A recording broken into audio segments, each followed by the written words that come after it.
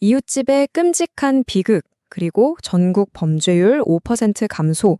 우리가 매일 마주하는 뉴스 속 두 얼굴이죠.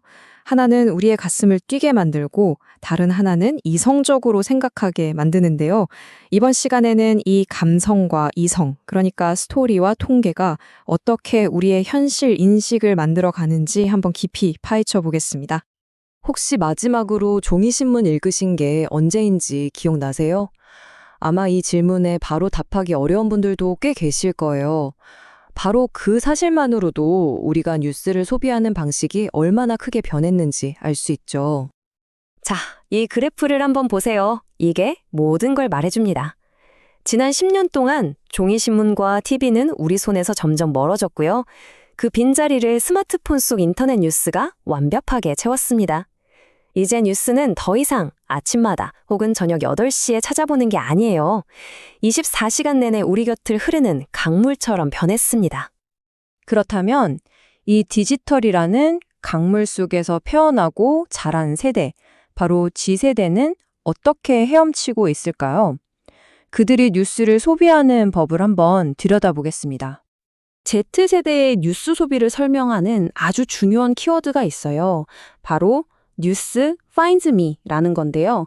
말 그대로 내가 뉴스를 찾아가는 게 아니라 뉴스가 나를 찾아온다는 뜻입니다.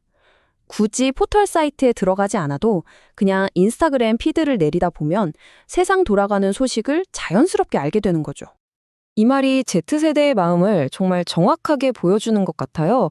뉴스가 휴식이 아니라 공부처럼 느껴진다는 거. 사실 그렇잖아요. 힘든 하루 끝내고 좀 쉬고 싶은데 굳이 머리 아픈 글자를 또 읽고 싶진 않다는 아주 솔직한 마음인 거죠. 불만의 이유를 좀 더 자세히 뜯어보면요. 결국 딱 한 단어로 정의할 수 있습니다. 바로 피로감. 빽빽하게 들어찬 글자를 보면 지치고, 이게 진짜인지 가짜인지 알 수 없는 내용에 지치고, 화면을 가리는 광고와 혐오로 가득 찬 댓글창을 보면 완전히 지쳐버리는 겁니다.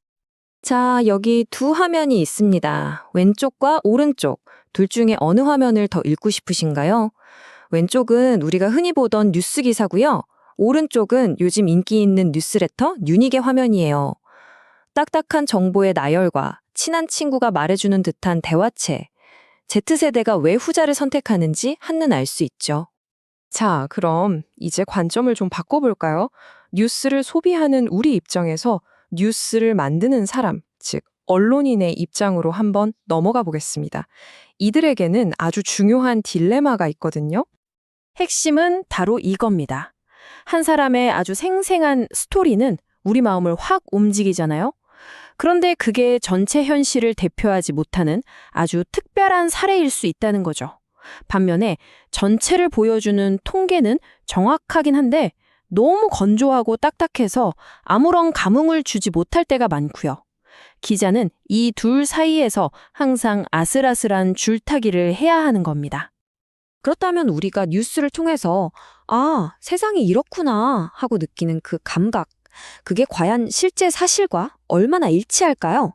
가장 대표적인 예시, 바로 범죄 보도를 통해서 한번 알아보겠습니다. 이 지점이 정말 놀랍습니다. 우리는 매일 뉴스에서 끔찍한 범죄 이야기를 접하면서 세상이 점점 더 위험해진다고 느끼잖아요. 하지만 실제 경찰청 통계를 보면요. 정반대입니다. 강력 범죄와 살인 사건은 오히려 꾸준히 감소하는 추세에 있거든요. 그러니까 우리의 불안감은 사실과는 다른 방향으로 커지고 있었던 거죠. 이번에는 우리 지갑 사정과 아주 밀접한 부동산 시장을 통해서 이 잘못된 스토리가 얼마나 위험할 수 있는지 한번 살펴보겠습니다. 이런 헤드라인을 보면 어떤 생각이 드시나요? 와, 아파트값 반토막. 마치 시장 전체가 와르르 붕괴하고 있는 것 같은 엄청난 위기감을 느끼게 되죠. 12억짜리 아파트가 6억이 됐다는 그런 생생한 스토리는 정말 엄청난 충격을 줍니다. 하지만 실제 통계가 보여준 현실은 어땠을까요?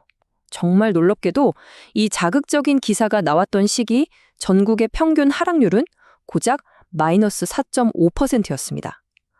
반토막이라는 충격적인 스토리와 실제 데이터 사이에 이 엄청난 간극 느껴지시나요?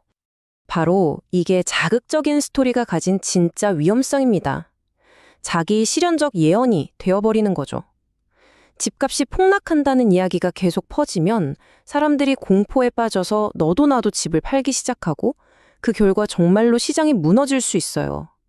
반대로 지금 안 사면 벼락거지 된다는 스토리는 사람들을 패닉 바잉으로 내몰기도 하고요.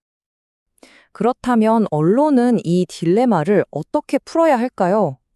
요즘 새롭게 등장하는 미디어들은 소비자의 요구를 채우기 위해서 어떤 시도들을 하고 있는지 한번 살펴보겠습니다.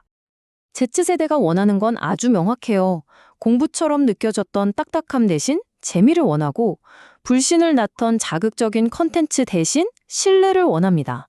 그리고 피로감을 주던 긴 글과 악플 대신 핵심만 요약해주고 건강하게 소통하길 바라는 거죠. 그 대표적인 예가 바로 썰리 같은 서비스입니다. 어려운 시사 문제를 마치 친구랑 카톡하듯이 캐릭터와 함께 풀어가죠. 공부 같았던 뉴스를 수다처럼 만들면서 그 높았던 진입장벽을 완전히 허물어버린 거예요. 유닉은 또 다른 접근법을 보여줍니다. 매일 아침 내 이메일 함으로 직접 뉴스를 배달하면서 독자와의 개인적인 관계를 만드는 거죠. 복잡한 포털이나 시끄러운 SNS를 거치지 않고 직접 소통하면서 신뢰를 차곡차곡 쌓아가는 방식입니다. 자, 지금까지 뉴스를 만드는 사람, 그리고 소비하는 사람들의 이야기를 살펴봤습니다. 그렇다면 이 거대한 정보의 흐름 속에서 우리 자신을 지키기 위해 무엇을 해야 할까요?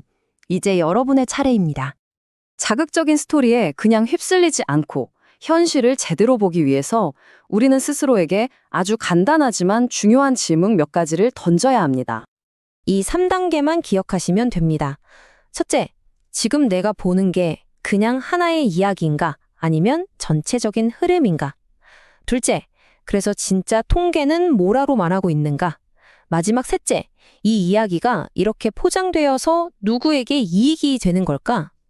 이 세 가지 필터만 거쳐도 감정적인 이야기에 휩쓸리는 대신 현실을 훨씬 더 똑바로 꿰뚫어 볼 수 있게 될 겁니다. 결국 뉴스의 미래를 만드는 건 제작자만이 아닙니다. 더 나은 뉴스, 더 정확하고 더 깊이 있는 뉴스를 요구하는 바로 우리, 소비자의 선택이 미디어의 모습을 바꾸게 될 겁니다. 여러분은 어떤 뉴스를 원하시나요?